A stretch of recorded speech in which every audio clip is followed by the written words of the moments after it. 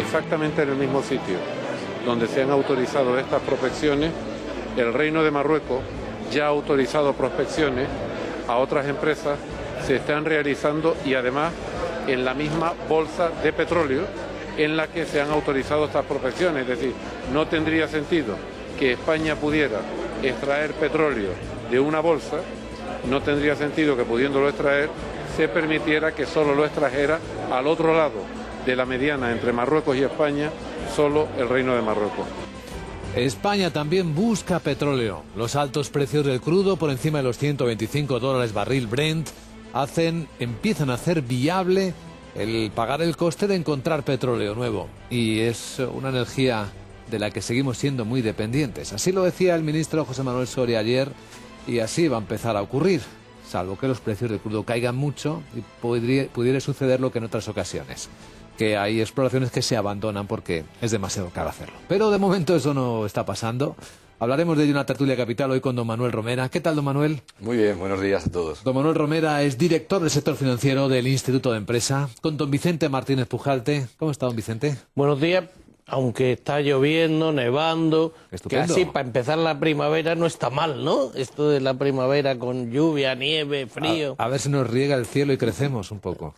Bueno, sí, eso iría bien. Don Vicente Martínez Pujalte, diputado del Partido Popular, experto en economía de este partido.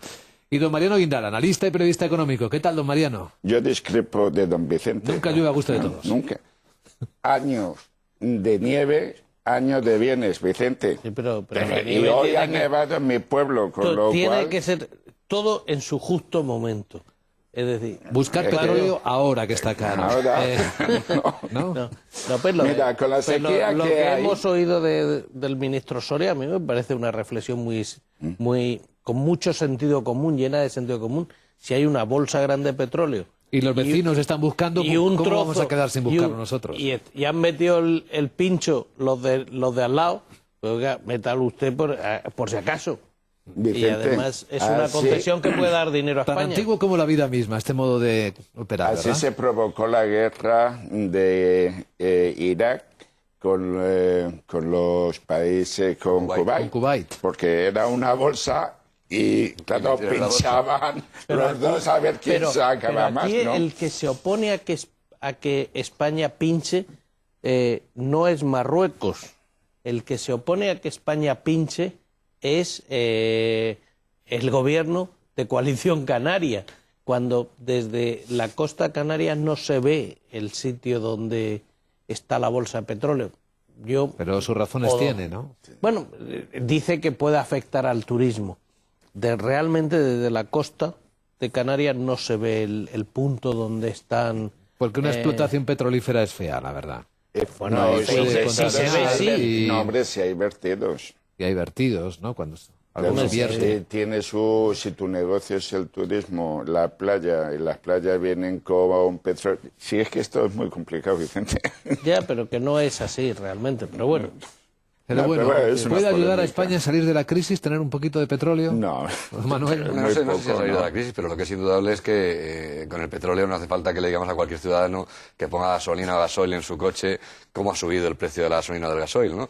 Que por supuesto hay una parte impositiva muy importante, pero también el precio del crudo que significa mucho, ¿no?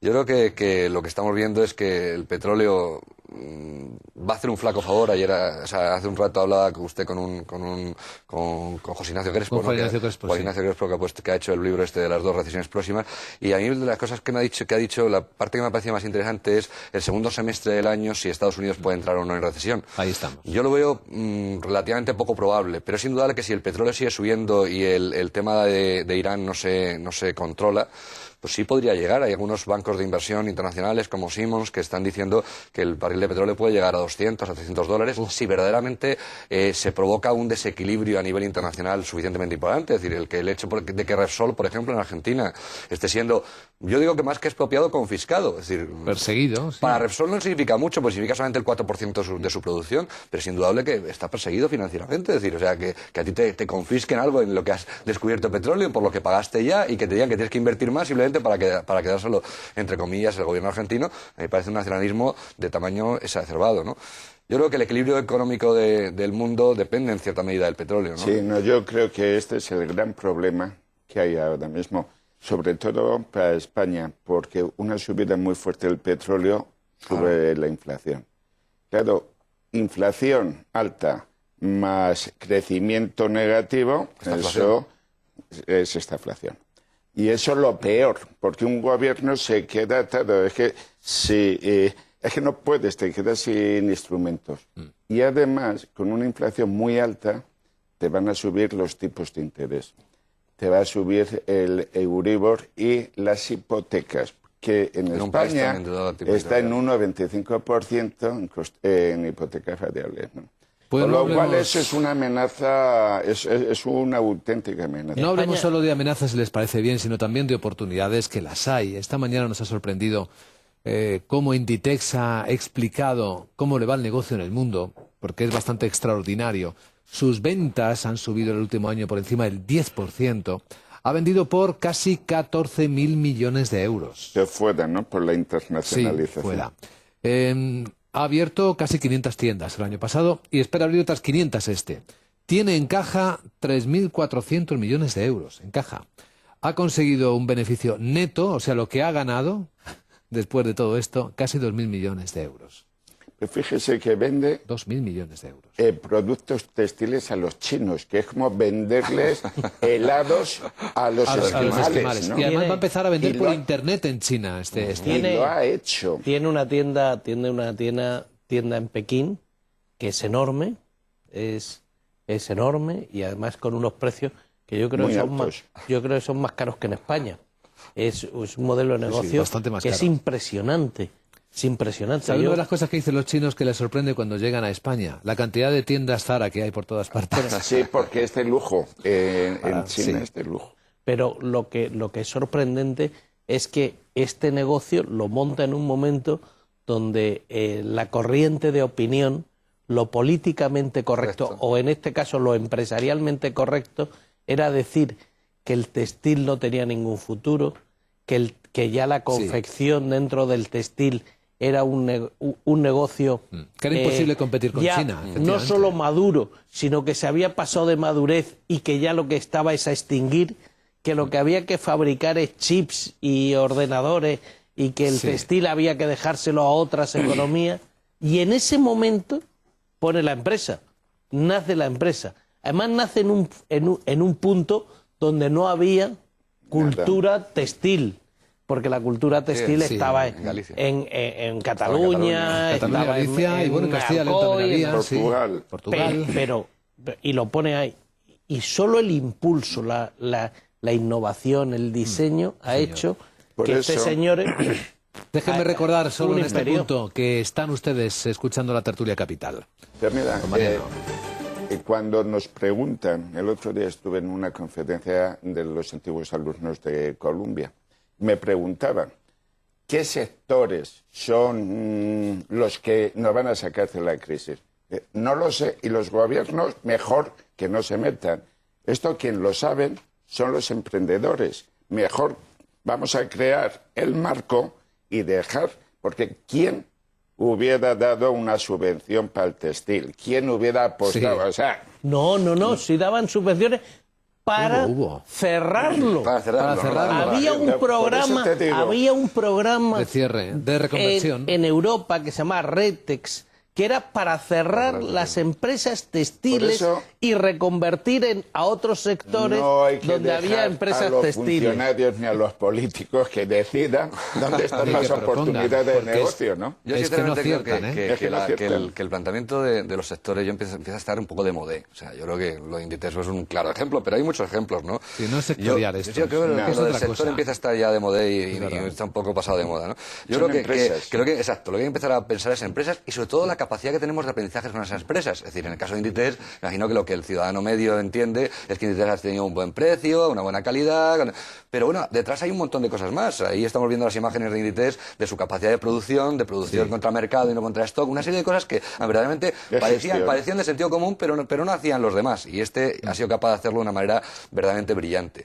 A mí lo que me parece sorprendente es viendo estas compañías en España, que además una parte de su producción sigue estando en España. Es decir, que cuando decimos, no, es que Inditex entonces está internacionalizado. Está dedicada a las ventas. En La Coruña sigue existiendo una factoría espectacular que da trabajo a la mitad de La Coruña, o sea, digo de manera jocosa, ¿no?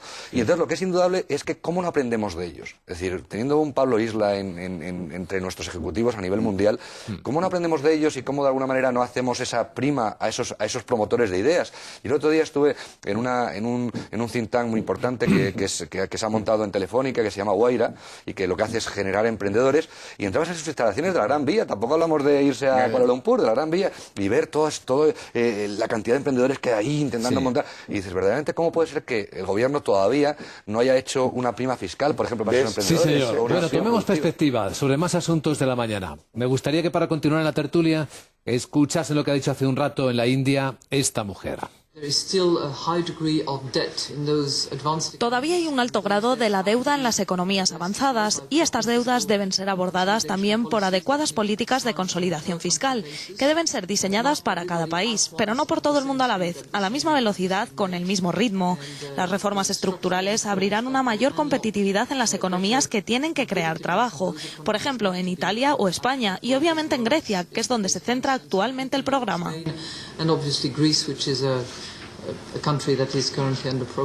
Aquí tienen a Christine Lagarde, la directora gerente del Fondo Monetario Internacional, consagrando las distintas velocidades. No todo el mundo puede ir a la misma velocidad. No puede, no es capaz. Además, no es bueno. Yo te voy a dar un dato. Cada vez que bajas el déficit en un punto, la economía disminuye en 0,7.